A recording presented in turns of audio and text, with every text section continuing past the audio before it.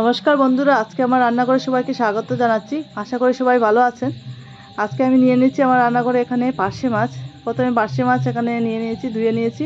তারপর পার্শে মাছগুলোকে নুন হলুদ লাগিয়ে নিচ্ছি। আজকে পার্শে মাছের একটা রেসিপি করব, সর্ষে পার্শে করব, পার্শে সর্ষে জাল। তার জন্য এখানে পার্শে মাছ 4টা নিয়ে নিয়েছি আর হলুদ লাগিয়ে প্রথমে আমি ফ্রাই করে নিচ্ছি। একটু লাল লাল করে ফ্রাই করে নেব। পার্শে মাছগুলোকে লাল লাল করে ভেজে তুলে রাখবো। তারপরে আমি সেই তেলের মধ্যেই বাকি রান্নাটা কমপ্লিট করব। খুবই সুস্বাদু একটা রেসিপি এবং খুবই অল্প সময়ের মধ্যেই হয়ে যায় সেই রেসিপিটা। আজকে যে রেসিপিটা বানাচ্ছি সেটার জন্য কালো জিরা এবং তেজপাতা ফোড়ন দিয়ে দিয়েছি প্রথমে ফোড়নে। তারপর আমি একটা টমেটো দিয়েছি। টমেটোটা দিলে পরে ভালো হয়, এটা স্কিপও করতে পারবেন আপনারা। আর নুন হলুদ আর জিরে দিয়ে দিয়েছি, দিয়ে ভালো করে সেটাকে কষিয়ে নেব। মশলার সাথে টমেটোটার সাথে কষিয়ে নেব।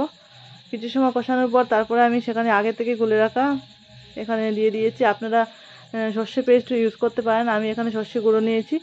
সর্ষে গুঁড়োটা একটু সময় ফুটে ওঠার পর মাছগুলি দিয়ে দেব। আর এখানে আমি উপর থেকে কাঁচা লঙ্কা আর ধনেপাতা ছড়িয়ে দিচ্ছি।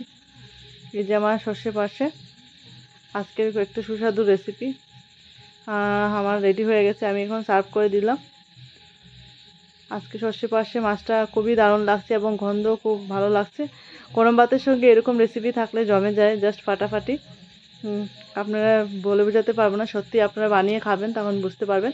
তো আপনারা বানালে পরে আমার সাথে ফটো শেয়ার করবেন আর এরকম বানিয়ে খাবেন। একটা লোভনীয় একটা রেসিপি আজকে, খুবই অল্প সময়ের মধ্যে খুবই সুস্বাদু। যদি আমার রেসিপিটা ভালো লাগে থাকে তাহলে অবশ্যই লাইক শেয়ার কমেন্ট করবেন। এবং আপনারা প্রথম থেকে রেসিপিটা দেখার জন্য অসংখ্য ধন্যবাদ সবাইকে। ভালো থাকবেন।